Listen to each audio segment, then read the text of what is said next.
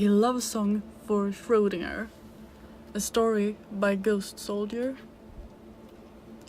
Carlos normally gets his produce from the Night Vale Green Market Co-op, but they still hadn't hosed down the blood from last Sunday's incident, and he figured he'll stick with the Ralphs until the number on his Geiger counter are a little more normal. His basket is nearly full, and he's trying not to be too obvious about inspecting the cantaloupe for teeth and hair when the back of his neck prickles. Carefully, Carlos turns to see what's behind him. It's,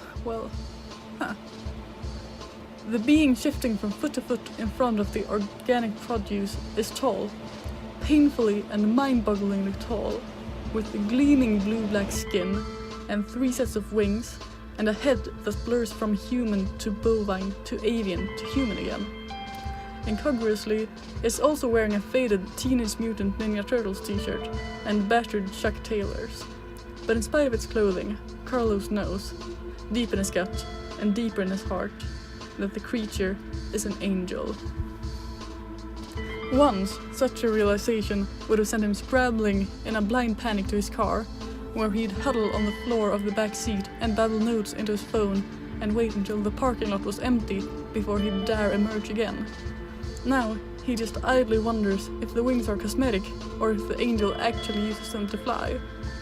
They seem far too tiny for all that there are 6 of them, and the angel is really quite tall. Carlos gently sets the cantaloupe he's been holding into his red plastic basket and says, "Hi." "Sorry to bother you," the angel says.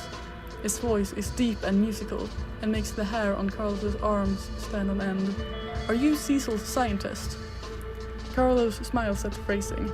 "I suppose I am, yeah. Can I help you with something?" All 7 feet and however many inches of the angel curve down into Carlos's space like a flower bending towards the sun. Its eyes are wide and strange. Their color is the hot, pale blue of the desert sky at midday. "Please," the angel says, beautiful and terrifying, painfully polite. "Can you tell me if I'm real?" Carlos blinks, puzzled. "Sorry, what?" "It's all these announcements from the city council," the angel says. It sounds exasperated. Carlos didn't even know angels could sound exasperated. "Josie says we shouldn't pay them any mind, but you know how it is. People keep saying you don't exist, and after a while, you can't help but wonder if they're right." Carlos considers pointing out that the angel's ability to even question its own reality is a pretty clear indication that it does, in fact, exist. But this is Night Vale, and Night Vale laughs in the face of ontological uncertainty. With his own 2 eyes, Carlos has observed a house that empirically doesn't exist.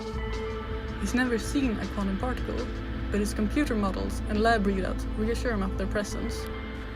Cecil, lovely and wonderful and strange Cecil, is comforting and solid in every way, except in Carlos's peripheral vision, where his edges waver as though the lack of direct observation has left him unsure of what shape he should be. It means absolutely nothing to see a thing in Night Vale. Carlos shifts his basket to his other arm, closes his eyes, and reaches out a hand. When his fingers bump the angel's chest, his right arm goes numb to the elbow. The angel smells of petrichor and old penis, and the soft rustle of its feathers reminds Carlos of a breeze whispering through leaves. Heat radiates from it like a banked fire. Carlos smiles, opens his eyes, and pulls back his hand, surreptitiously trying to shake the feeling back into his now tingling fingers. He says, "You're real." "You're sure?" the angel says. Without a trace of hesitation, Carlos answers, "Absolutely." The angel's smile is huge and white and beatific. The fluorescent lights overhead flicker, and the angel's delight crackles around them like electricity. With a weird pang in his sternum, Carlos remembers how the air tasted those few seconds after he'd kissed Cecil the first time.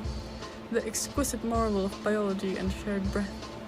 He spent the rest of the night in a haze of productive giddiness, and he still has no idea how he came up with the calculations to reset the town.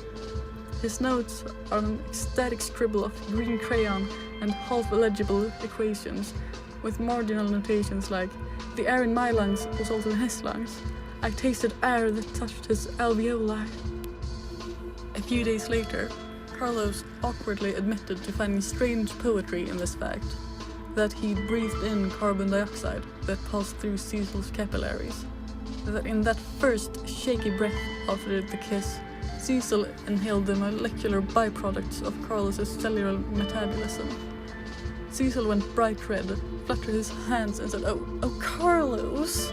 Breathless and urgent, his eyes the color of abalone, his shadow flexing and curling around Carlos's wrist. And so Carlos had kissed him again, swallowing his melting sigh, and the taste of his happiness was the most wonderful thing in the world. "Thank you," the angel says, and possibly its smile widens. Several people faint near the bulk bins, and the cantaloupe in Carlos's basket utters a soft, delighted trill. It vibrates against his hand when he absent-mindedly knuckles it. You're welcome?" His grin feels pale and shaky compared to the brilliance of the angel's smile, but it's nevertheless sincere. "That's what I'm here for, I guess." The angel leans down, and down, and down. Carlos can't help but note again, very tall, and takes Carlos's face between its palms. Its skin is dry and hot, and a low hum settles in Carlos's bones, a buzz like the song of 1,000 drunken bees. It gently kisses Carlos on the forehead, and where its lips touch his skin, burns. Carlos shivers. "What?" "A blessing," the angel says. It shifts his hand from his cheek to his shoulder before straightening again. "Normally we're in the business of protection, but he's been protecting you for a while now." Carlos has long since given up on being surprised by the way Night Vale citizens, or in this particular case, wholly transdimensional beings, can clearly pronounce capital letters. His Catholic school days are long behind him, and he fell out of love with religion right about the time he fell in love with science. Somehow, he doubts the angel is referring to God. He says cautiously, "He?" "The town loves you," the angel says. Its palms are broad and warm, and later that night, when Carlos changes into his pajamas, he'll find scorch marks in the shape of 2 human hands burned perfectly into his skin. They won't hurt, and when he touches them, by morning they'll both be gone. And, the angel continues, Night Vale protects its own. Over in the nearest checkout lane, Josie hands her check to the cashier and stands on her tiptoes so she can peer over the divider into the produce section. "Erica?" she calls. "Erica, be a dear and help Erica carry the groceries to the car, would you?" Standing just behind her is an angel laden with grocery bags. It has 4 faces and far too many eyes, and a sweater vest Carlos is pretty sure Josie knit herself.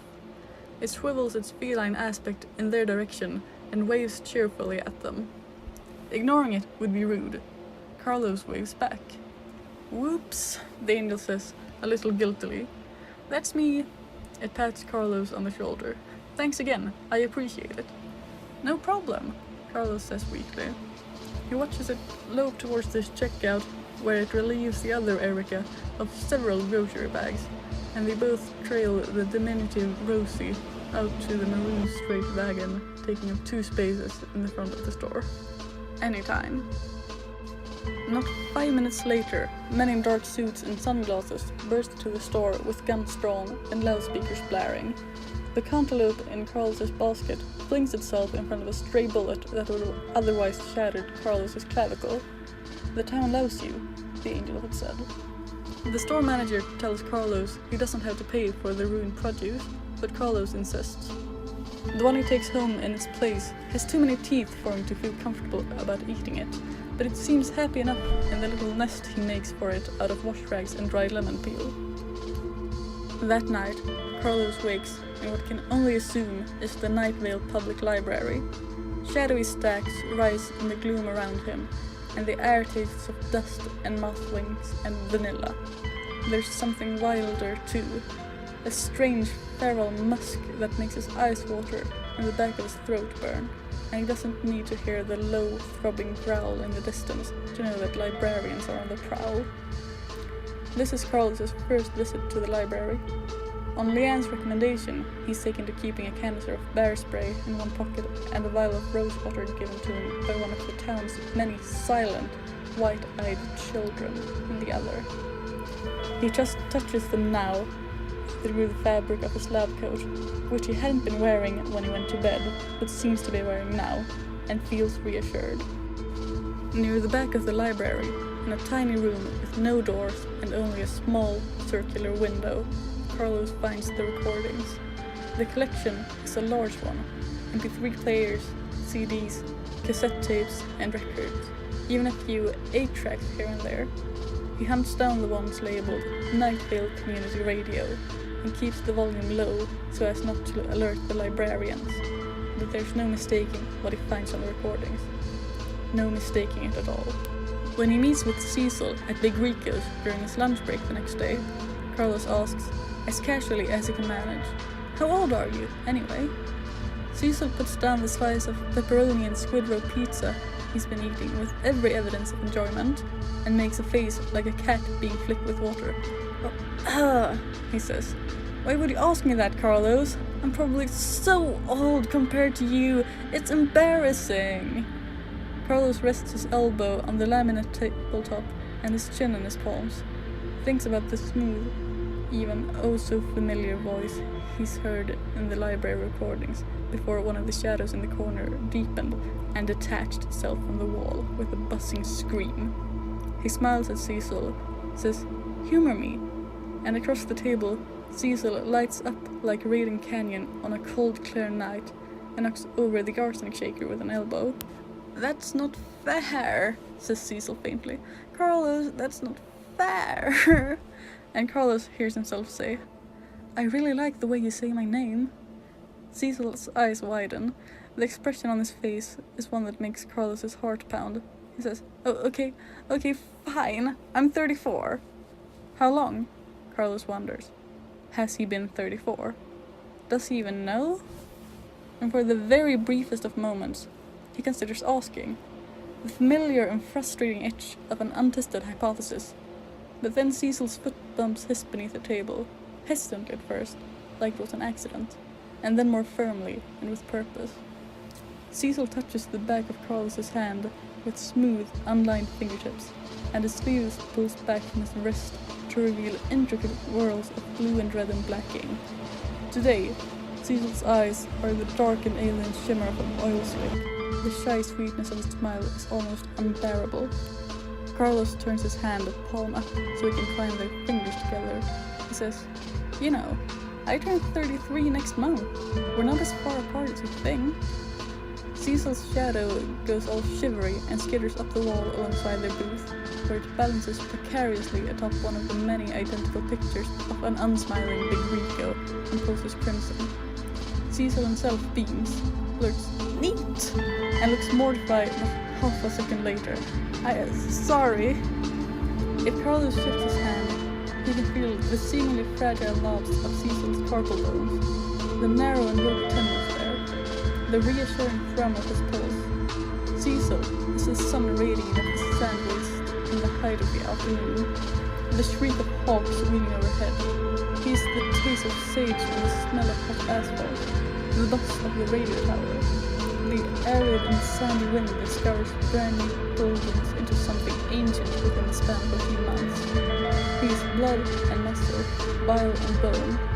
Today, his eyes are the color of an oil slick, and his shadow is trying to hide behind the napkin dispensal, and his heart drums along at a very human 82 beats per minute. Cecil has been 34 for a very long time, and Carlos doesn't think he knows. Cecil is the walk of nightmare, and Cecil looks him. Carlos smiles. Beneath his finger, Cecil's pulse ratchets up. His expression is soft and hopeful, and his shape remains steady. "Don't be sorry," Carlos says. "It is brilliant." And it is.